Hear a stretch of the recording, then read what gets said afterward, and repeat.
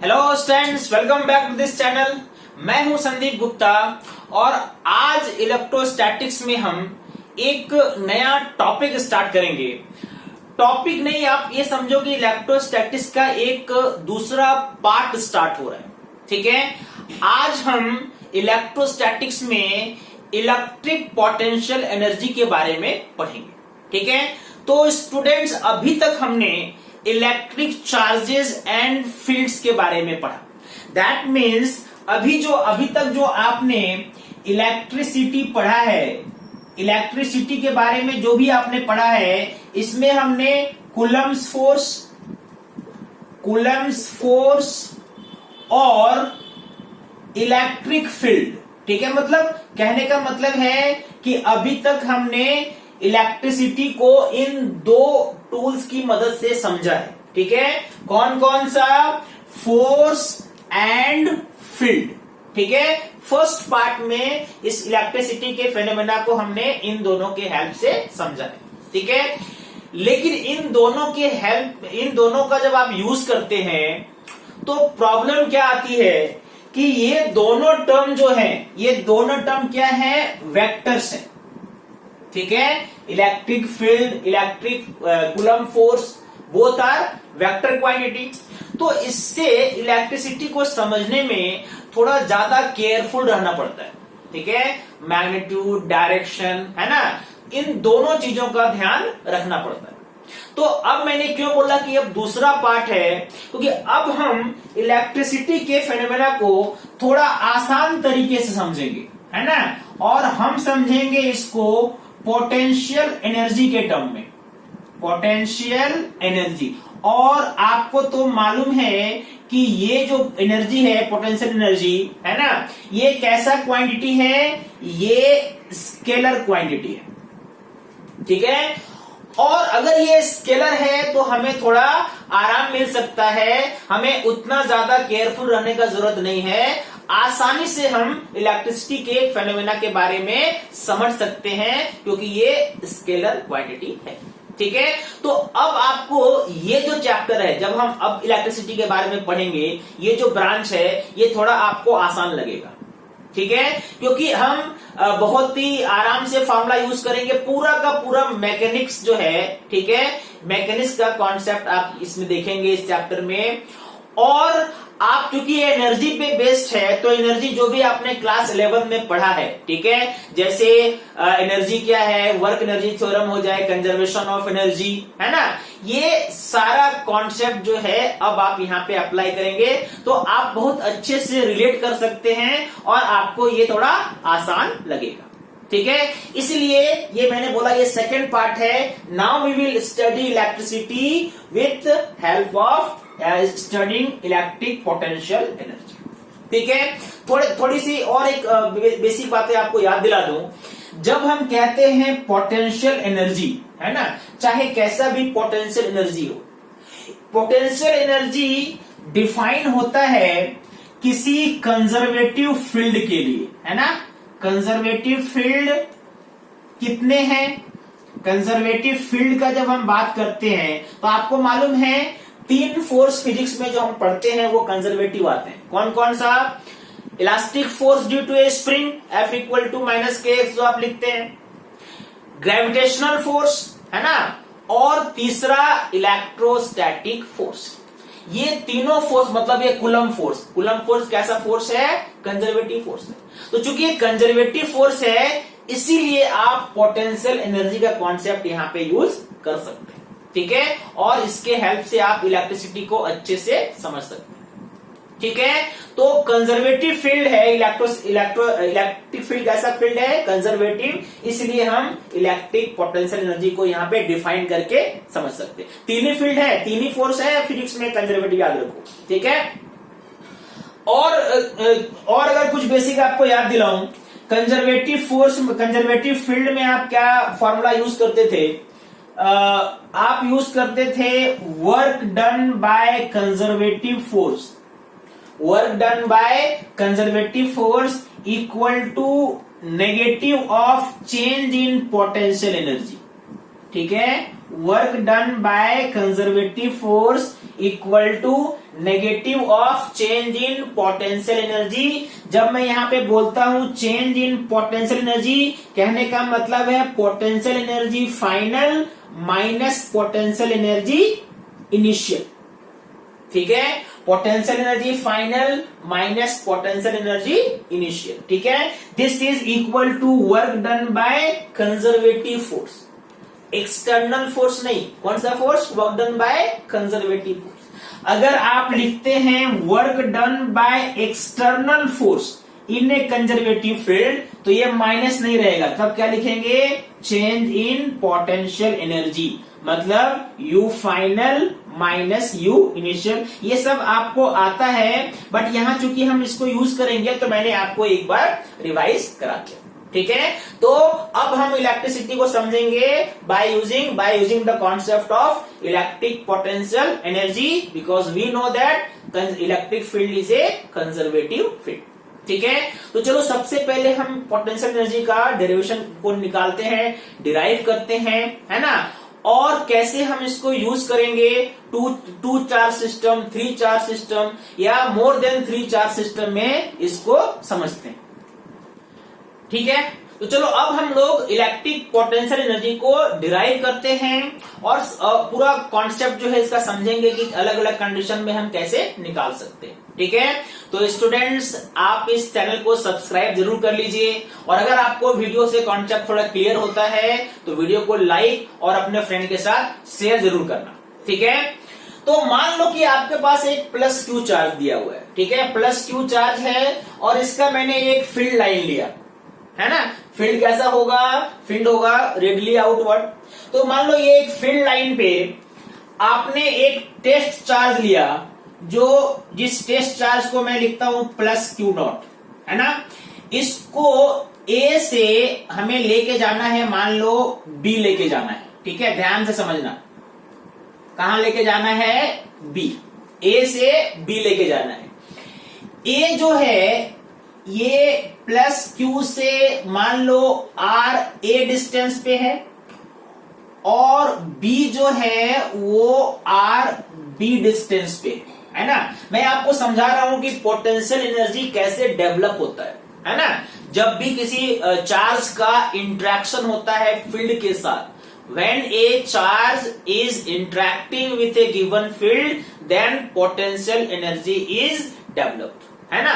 तो ये जो पोटेंशियल एनर्जी है ये कैसे डेवलप हो जाता है, पहले मैं आपको ये समझाता हूं। मैंने एक फील्ड लिया, प्लस क्यू का ये फील्ड है, और इसमें एक टेस्ट चार्ज को हम ए से बी तक ले जाना चाहते हैं, मूव करना चाहते हैं, है ना।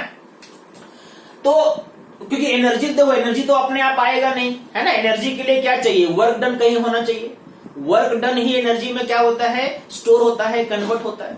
ठीक है, अच्छा अब यहां पे मान लो कि ए से बी तक जब आप इसको ले जा रहे हो, आप ध्यान से समझना इस बात को। ठीक है, मान लो इस पॉइंट पे यहां पे इस पर कितना फोर्स लगेगा? यहां पे चूंकि इलेक्ट्रिक फील्ड में है इसीलिए इलेक्ट्रिक फोर्स लगेगा क्यू नॉट पे बाहर की तरफ। ठीक है, और आप चाहते हो कि ये चार्ज वेलोसिटी जो है, ये चार्ज पार्टिकल क्यू नॉट जो है ये इक्विलिब्रियम में रहे, मतलब बिना किसी एक्सेलरेशन से ए से बी तक ये पहुंच जाए। That means we are ensuring that Q naught is taken, Q naught test charge है, Q naught is taken from A to B with a uniform velocity, with a uniform velocity। ठीक है, बहुत जगह लिखा रहेगा चार्ज इज टेकन स्लोली, तो slowly जब आप बोलते हो इसका मतलब यही है ना। अब ये कंडीशन है यूनिफॉर्म वेलोसिटी के लिए, क्या कंडीशन है कि जितना इलेक्ट्रिक फोर्स इस पे लग रहा है उतना ही आपको इधर क्या लगाना होगा? F external. ठीक है, जितना इलेक्ट्रिक फोर्स है उतना ही अगर आपने एक्सटर्नल फोर्स लगाया, then it will move slowly towards from A to B without any acceleration and with a uniform velocity. ठीक है, इसलिए मैंने वर्क डन निकालने के लिए बताया था कि वर्क इलेक्ट्रिक फोर्स कैसा फोर्स है? कंजर्वेटिव फोर्स है। और जो एक्सटर्नल फोर्स लग रहा है वो कैसा फोर्स है? वो नॉन कंजर्वेटिव फोर्स। समझ में आ रही बात? ओके। अब ए से बी तक आप इसको लेके जा रहे हैं, तो ए से बी तक ले जाने में वर्क डन होगा कि नहीं? तो बिल्कुल वर्क डन होगा, क्योंकि फोर्स तो लग ही रहा है, इलेक्ट्रिक फोर्स लग रहा है ए से बी तक ले जाने में। और इस फोर्स को बैलेंस करने के लिए आपको एक्सटर्नल फोर्स भी लगाना पड़ रहा है, that means work is done. ठीक है। और अगर वर्क हुआ है तो पोटेंशियल एनर्जी स्टोर होगा। दैट मीन्स आपने क्या कॉन्सेप्ट समझा? बेसिक कॉन्सेप्ट क्या समझा? When a charge is interacting with a given field then potential energy is store. और ये पोटेंशियल एनर्जी का फॉर्मूला जब आप निकालेंगे तो अभी मैंने जो लिखा था कि work done by conservative force, यहां कौन सा फोर्स है? Electric force, is equal to क्या हो जाएगा? चेंज इन पोटेंशियल एनर्जी, मतलब potential energy final minus potential energy initial पे क्या साइन रहेगा बाहर? Minus sign. जब आप इस फोर्स को करोगे कंसीडर, अगर आपने एक्सटर्नल फोर्स को किया कंसीडर तो work done by external force equal to minus नहीं लगाते हैं, change in potential energy that is final potential energy minus initial potential energy. मतलब this work done is stored as potential energy, और potential energy change होता है। कितना change होता है? वर्क डन के इक्वल।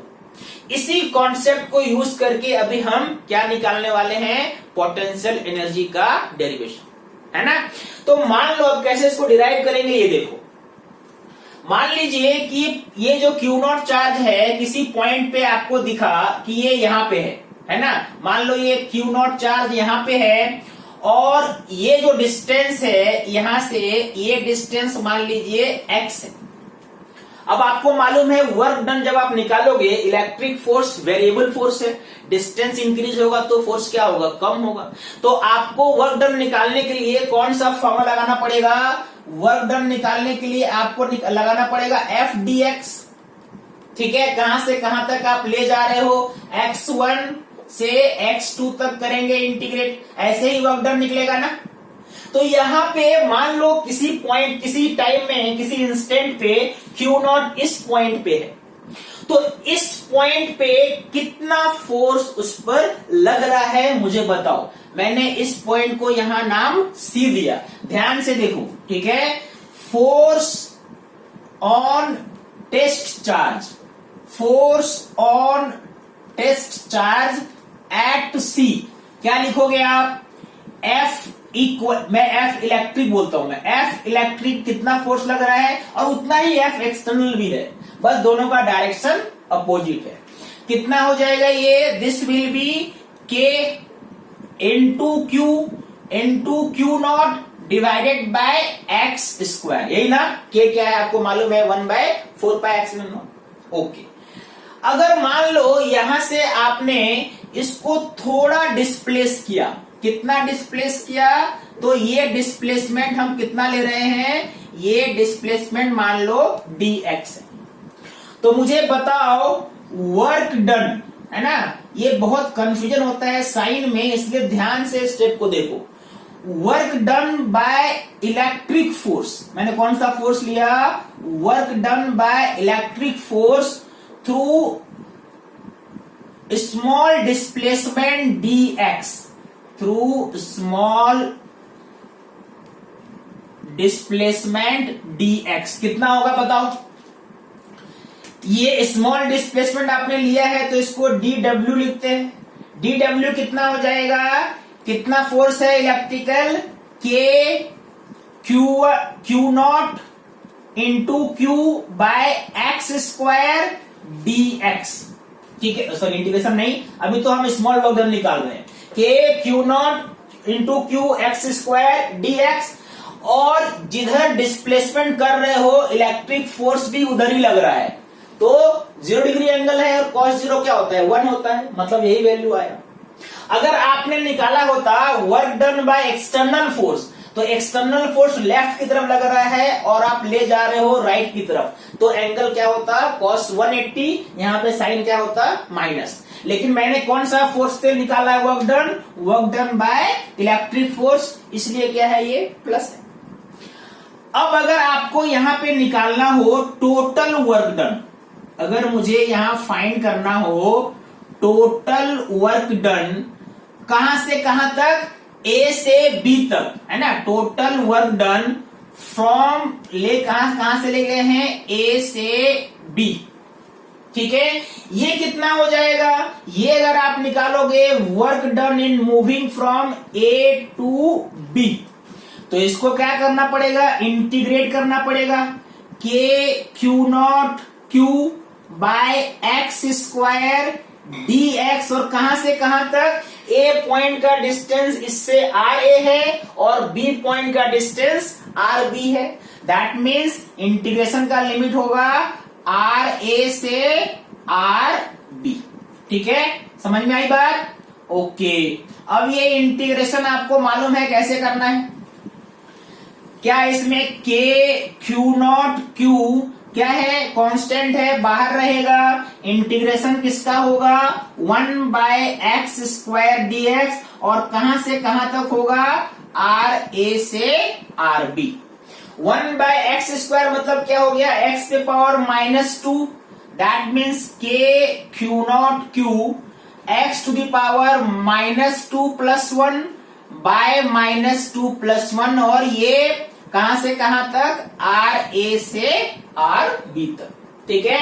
ये कितना हो जाएगा, एक्स टू पावर -1 मतलब 1 बाय एक्स, और -2 + 1, एक माइनस तो है वहां पे, यानी ये जो वर्क डन हमने निकाला, work done in moving from A to B is equal to k Q naught, ठीक है, इधर क्या हो गया -1 बाय एक्स, कहां से कहां तक, आर ए से आर बी तक। एक बार आप आर बी रखेंगे, एक बार आर ए रखेंगे, चूंकि ये माइनस साइन है तो उल्टा हो जाएगा, वैल्यू कितना आएगा, ये this will be K Q naught, ये हो जाएगा 1 by R A -1 by R D, ठीक है।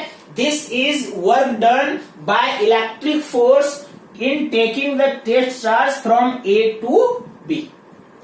अब एक बार ये आपको मिल गया तो आप चेंज इन पोटेंशियल निकाल सकते हो, है ना, और चेंज इन पोटेंशियल के लिए क्या यूज करोगे, work done by electric force. कौन सा फोर्स हमने लिया है, इलेक्ट्रिक फोर्स, इसलिए ये होगा minus of change in potential energy, ठीक है। यानी ये अगर आप वर्क डन जो आपने यहां पे निकाला ये पुट करोगे तो फॉर्मूला क्या आएगा, फॉर्मूला आएगा के क्यू नॉट, ठीक है, 1 by R A -1 by R B is equal to -delta U. Minus को इधर ले आओ, that means change in potential energy का फॉर्मूला माइनस ले आओगे तो क्या मिलेगा आपको, K Q naught 1 by R B -1 by R A, that is change in potential energy of the body. जब मैं बोलता हूं चेंज इन पोटेंशियल एनर्जी तो इसका मतलब है यू एफ - यू आई। आप इसको के को भी लिख दो, ये क्या हो जाएगा, this will B Q into Q naught by 4 pi epsilon naught 1 by RB minus 1 by RA. This is the formula for change in potential energy. अब आपको पोटेंशियल एनर्जी का कॉन्सेप्ट यहाँ पे थोड़ा थोड़ा समझ में आया कि अगर एक चार्ज पार्टिकल को हम ए से बी तक लेके जाएंगे तो कितना उसका पोटेंशियल एनर्जी चेंज होगा, कितना चेंज होगा, Q naught by 4 pi epsilon naught into 1 by R B minus 1 by R A. इसको देखो मैं थोड़ा और अच्छे से फील कराता हूं, है ना। अब ये जो कॉन्सेप्ट आपने यहाँ पे लिखा है ना। इसको आप थोड़ा अलग तरीके से समझो। मान लो इधर क्या है, यूएफ और यू, ये क्या है, you initial, you final minus U initial. Final point पे पार्टिकल कहां पे है, बी पे है, और इनिशियल पॉइंट पे कहां पे था, ए पे था। तो मैं इसको लिख सकता हूं ना, U B minus U A equal to, इसको एक्सपेंड करके सोचो कैसे लिख सकते हो आप, q naught by 4 pi epsilon naught r B, और minus q naught by 4 pi epsilon naught r A. इसको देख के क्या समझ में आता है कि potential energy at B is equal to Q naught by 4 pi epsilon naught r B, and potential energy at A is equal to Q naught by 4 pi epsilon naught RA. That means U potential energy at point B is equal to Q naught by 4 pi epsilon naught RB, and potential energy at A equal to Q naught by 4 pi epsilon naught RA. Actual में ये जो potential energy है, ये potential energy work done है charge को infinity से ए पे लाने पे कितना वर्क डन हुआ, या इन्फिनिटी से बी तक लाने में कितना वर्क डन हुआ। मतलब टेस्ट चार्ज क्यू को इन्फिनिटी से ए तक लाने में इतना वर्क डन हुआ, और इन्फिनिटी से बी तक लाने में इतना वर्क डन हुआ। ठीक है, that means potential energy at A point, अगर किसी पॉइंट पे आपसे पूछता है तो उसका फॉर्मूला आप समझ में आ गया आपको। Potential energy at any point is equal to Q naught by 4 pi epsilon naught r. ठीक है, ये मैंने कंडीशन लिया था जब दोनों प्लस था, टेस्ट चार्ज तो प्लस होता ही है और गिवन चार्ज भी क्या था, पॉजिटिव था, तो फॉर्मूला ऐसा आया। अगर मान लो दोनों में से कोई एक चार्ज नेगेटिव हो तो क्या होगा, ये जो पॉजिटिव चार्ज का पोटेंशियल एनर्जी, मतलब लाइक चार्ज में पोटेंशियल एनर्जी और अनलाइक चार्ज में पोटेंशियल एनर्जी जब हम निकालते हैं तो उसका देखो मैं थोड़ा सा आपको कॉन्सेप्ट समझाता हूं। पहले इस डेरिवेशन को आप नोट करो। ओके, देखो मान लो कि आप एक यहां पे प्लस क्यू चार्ज है, ठीक है, और इसका ये मान लो यहां तक फील्ड है, मतलब ये एरिया क्या है, इन्फिनिटी। तो अगर कोई चार्ज टेस्ट चार्ज इन्फिनिटी में है तो उसका पोटेंशियल एनर्जी वहां पे हम क्या लेते हैं, 0 लेते हैं। क्यों, क्योंकि चूंकि इन्फिनिटी में है, वो फील्ड के बाहर है, तो टेस्ट चार्ज और फील्ड में किसी तरह का इंटरेक्शन नहीं होगा। यानी यहां पे कितना है पोटेंशियल एनर्जी, इन्फिनिटी पे 0।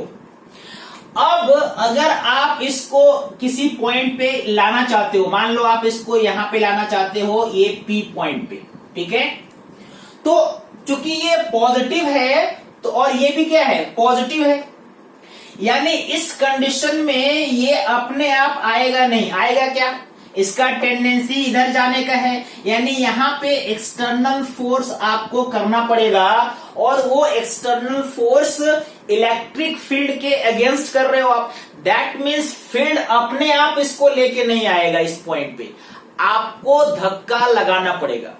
यानी आपने अपना एनर्जी लूज किया, आपने वर्क किया, आपका एनर्जी लूज हुआ, और वो जो एनर्जी है वो सिस्टम में स्टोर हो गया। तो पहले 0 था और अब एनर्जी एक्स्ट्रा स्टोर हो गया, यानी इस कंडीशन में जो पोटेंशियल एनर्जी होगा पी पे, वो क्या होगा, पहले से ज्यादा, मतलब पहले 0 था तो अब क्या हो गया, पॉजिटिव हो गया। अब इसी कंडीशन को समझो कि मान लो ये माइनस क्यू चार्ज है और ये फील्ड है, ठीक है, ये माइनस क्यू चार्ज है और ये फील्ड है। यहां पे अगर कोई टेस्ट चार्ज है तो पोटेंशियल एनर्जी क्या होगा, 0। अब अगर इस पॉइंट पे इसको लाना है तो बस आप इसको रिलीज कर दोगे तो ये अपने आप इलेक्ट्रिक फील्ड फोर्स के कारण आ जाएगा। दैट मीन्स यहां से यहां तक इसको इलेक्ट्रिक फोर्स स्लोली ला सकता है। ठीक है, आपको बस ये इंश्योर करना है कि यूनिफॉर्म वेलोसिटी से आना चाहिए। यानी मैं क्या बोल रहा हूं, इस कंडीशन में चूंकि इलेक्ट्रिक फोर्स उसको लेके आ रहा है, तो यानी वर्क किसने किया, इलेक्ट्रिक फोर्स ने किया। तो इस बार ये जो सिस्टम है इसका अपना एनर्जी पहले से कम हो जाएगा। पहले यहां पे क्या था, 0 था और कम हो गया। इसका मतलब P पे अब जो एनर्जी होगा वो क्या होगा, नेगेटिव होगा। मतलब अगर अपोजिट चार्ज हो तो पोटेंशियल एनर्जी नेगेटिव होता है, और अगर लाइक चार्ज हो, सेम चार्ज हो, तो पोटेंशियल एनर्जी पॉजिटिव होता है। ठीक है, ये मैंने आपको बहुत सिंपल लैंग्वेज में समझाया, बुक में आपको अलग तरह से मिलेगा, बट मैं आप बस ये समझो कि 0 से इंक्रीज हुआ या 0 से डिक्रीज हुआ, सिस्टम ने खुद काम किया या सिस्टम पर आपने काम किया। ठीक है, अच्छा अब चलो हम देखते हैं कि पोटेंशियल एनर्जी जो हमने फाइंड की ये 2 चार्ज के लिए था। ठीक है, अगर 2 से ज्यादा चार्ज हो तब हम कैसे निकालेंगे। चलो अब मैंने यहां पे लिया है एक 3 चार्ज सिस्टम और यहां पे लिया है एक 4 चार्ज सिस्टम। ठीक है, तो सबसे पहले 3 में देखो, अगर जब 2 चार्ज था तो दोनों के बीच आपने इंटरेक्शन लिया, इंटरेक्शन को कंसिडर किया। अब यहां पे ऐसे 2 चार्ज वाले कितने पेयर हैं ये देखो, एक पेयर आपको यहां दिखेगा 1 और 2 का, एक पेयर 1 और 3 का, और एक पेयर 2 और 3 का। मतलब जितने तरह के इंटरेक्शन हो सकते हैं सबके कारण पोटेंशियल एनर्जी होगा। तो यहाँ पे 1 और 2 के बीच हो सकता है इंटरेक्शन, 2 और 3 के बीच हो सकता है इंटरेक्शन, और 1 और 3 के बीच में इंटरेक्शन हो सकता है ना। यानी यहाँ पे पोटेंशियल एनर्जी इन तीनों के लिए अलग अलग निकाल के आपको क्या करना है, ऐड करना है ना।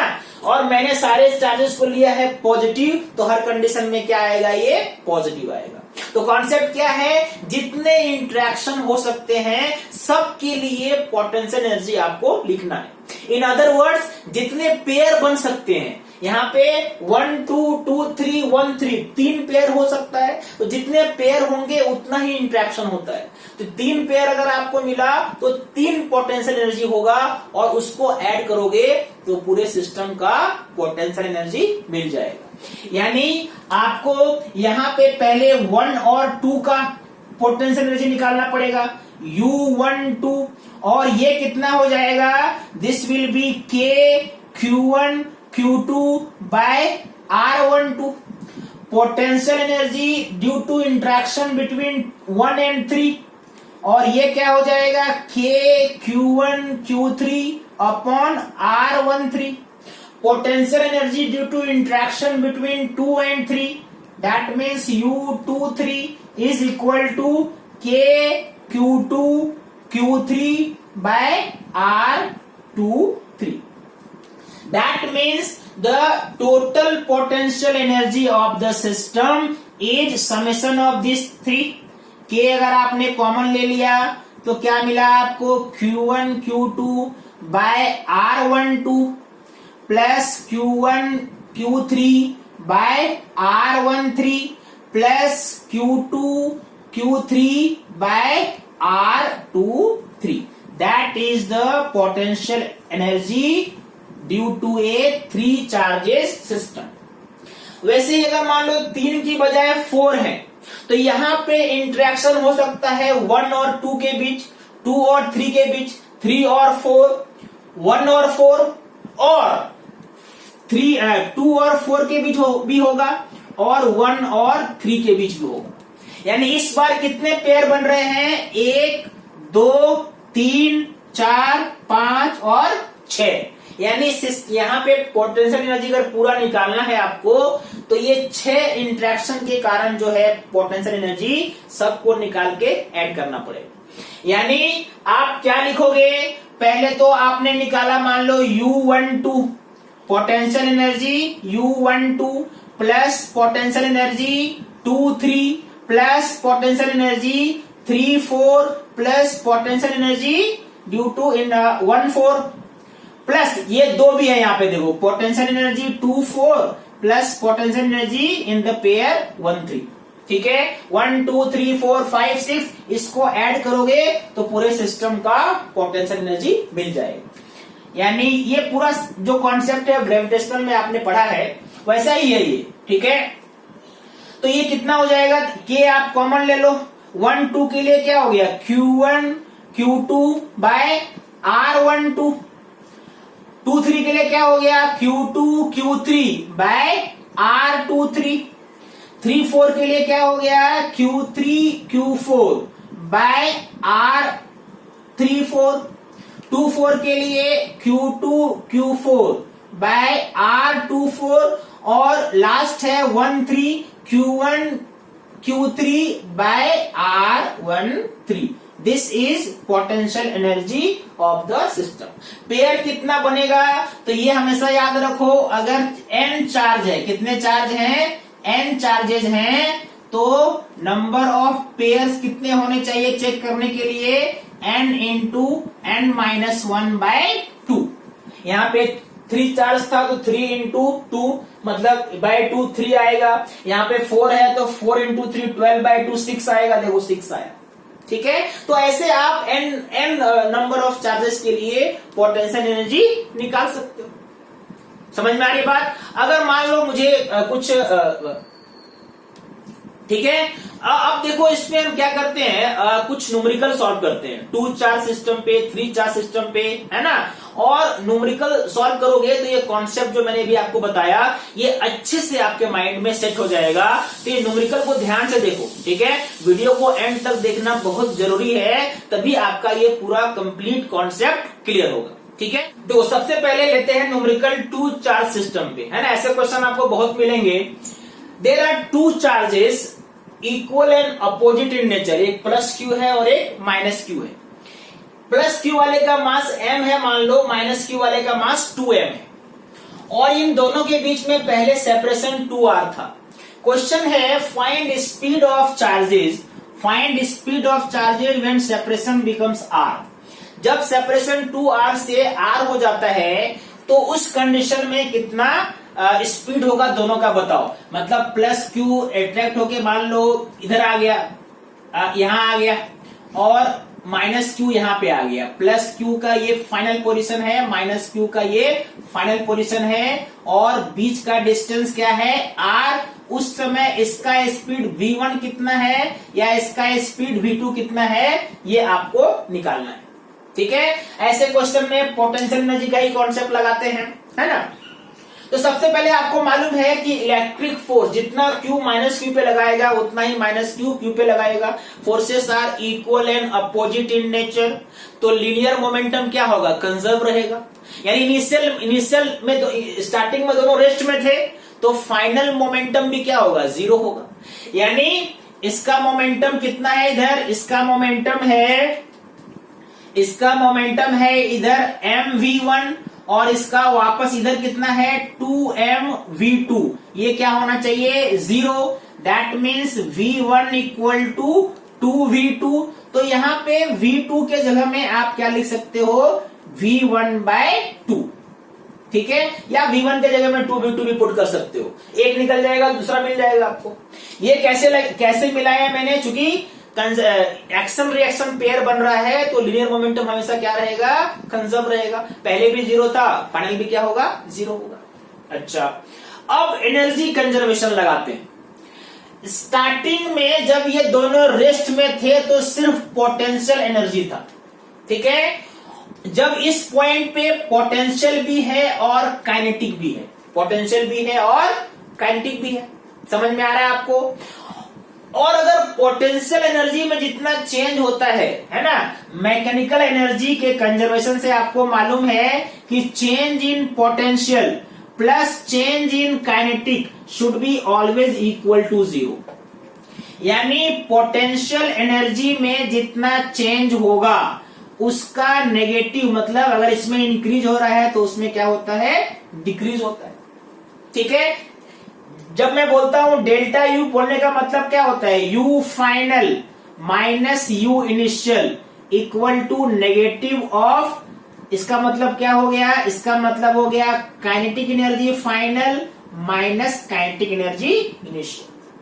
अगर आप इस माइनस को इधर लेके आ जाओ तो ये फॉर्मूला क्या बन जाएगा, U initial minus U final equal to kinetic energy final minus ये क्या है, इनिशियल में कोई काइनेटिक एनर्जी नहीं है तो वो क्या है, 0 है।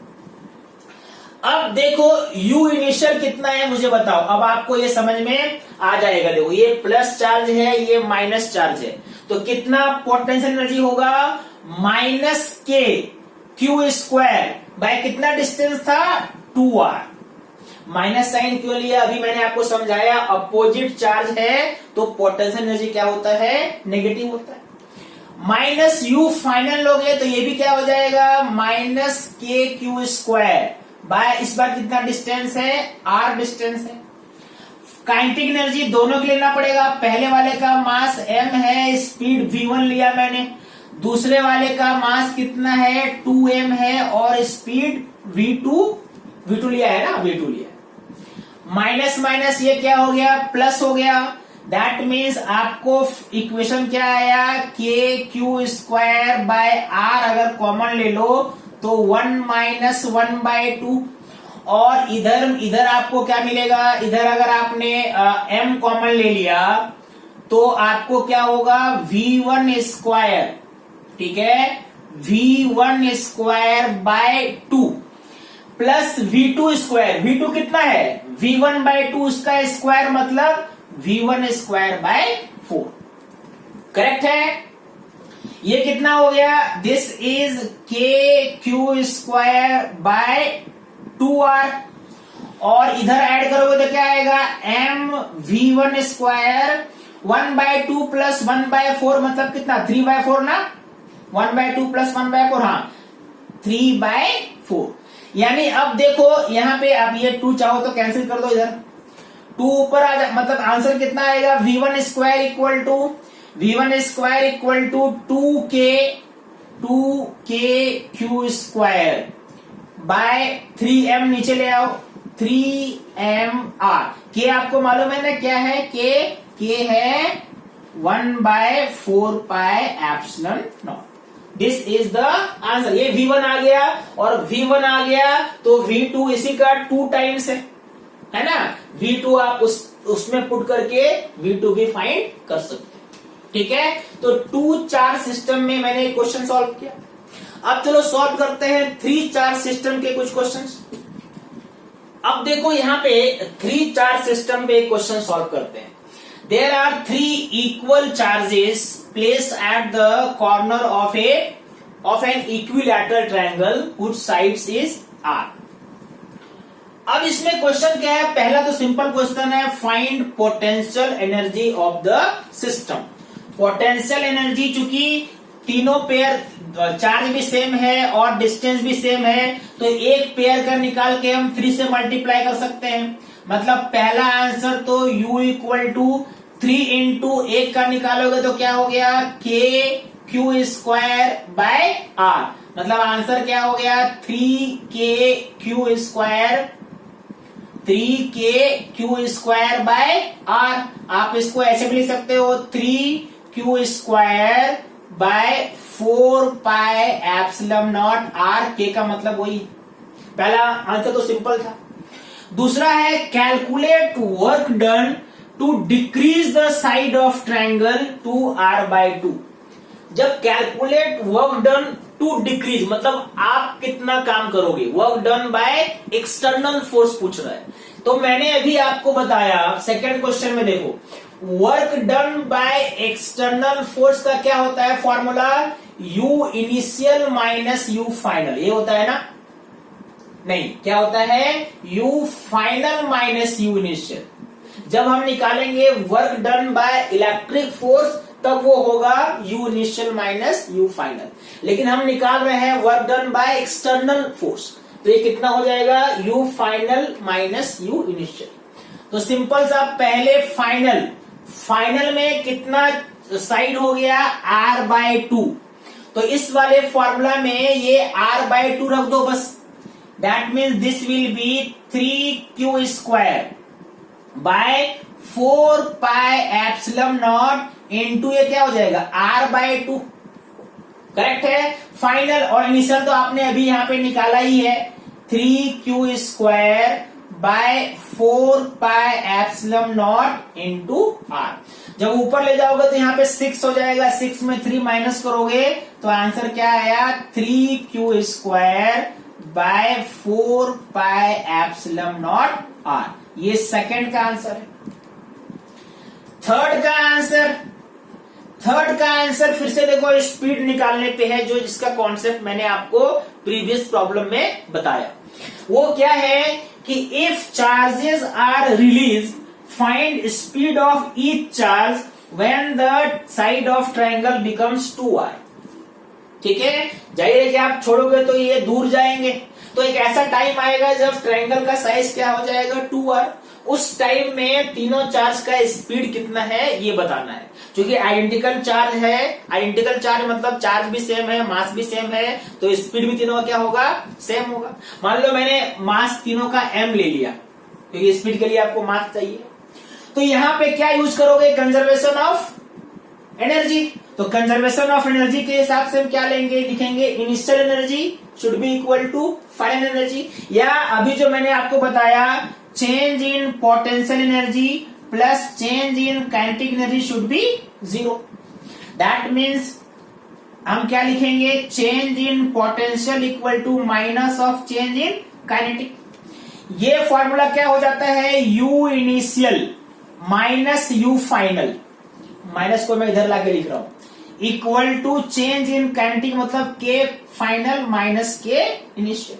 ऐसा ही ना, u इनिशियल कितना है, u इनिशियल में सेपरेशन r में आपने यहां पे निकाला है, देखो तो ये क्या हो जाएगा, this will be 3q² by 4πε0 r minus final जब सेपरेशन कितना हो गया 2r, मतलब यहां पे r की जगह में अगर आपने 2r रख दिया तो ये क्या हो जाएगा, 3q² बाय 4πε0 इंटू 2 से मल्टीप्लाई करके लिखता हूं, देखो 8πε0 r। 8 क्यों आया, क्योंकि आपका वहां पे 2r है। फाइनल काइनेटिक एनर्जी कितना होगा, अगर एक का एनर्जी आप लिखते हो हाफ mv², तो ऐसे 3 चार्जेस हैं, मतलब फाइनल काइनेटिक एनर्जी कितना हो गया, 3mv²/2, और इनिशियल 0 था, रिलीज लिखा हुआ है, मतलब स्टार्टिंग में कोई स्पीड नहीं है, कोई काइनेटिक एनर्जी नहीं है। कितना हो जाएगा ये बताओ, this will be 3q² by 8πε0 r, इतना ही ना, हाँ, is equal to 3/2 mv²। 3 cancel हो सकता है, इधर से 4 आ गया यहाँ पे, यानी v का फॉर्मूला क्या आया, m नीचे आ जाएगा, तो आप क्या लिखोगे, q² बाय, ये 4 है ना, हाँ 4 है ना, ठीक है, यानी m को नीचे ले आओगे तो हो जाएगा 4πε0 r इंटू m का under root, that is speed of each particle. ठीक है, देख लो ध्यान से एक बार। ओके, अब देखो ये लास्ट क्वेश्चन है, मैंने आपके लिए छोड़ा है, ये आपको सॉल्व करके मुझे कमेंट बॉक्स में बताना है आंसर क्या आएगा। क्वेश्चन है, find the work done by external agent, work done by external agent in changing the configuration from 1 to 2। पहले ये कॉन्फ़िगरेशन था और कॉन्फ़िगरेशन को आपने 1 से 2 इसमें चेंज किया, तो इससे इसमें चेंज करने में आपको कितना वर्क करना पड़ेगा, देयर आर ऑप्शंस, सॉल्व करो और मुझे कमेंट बॉक्स में बताओ। ठीक है, thank you for watching this video.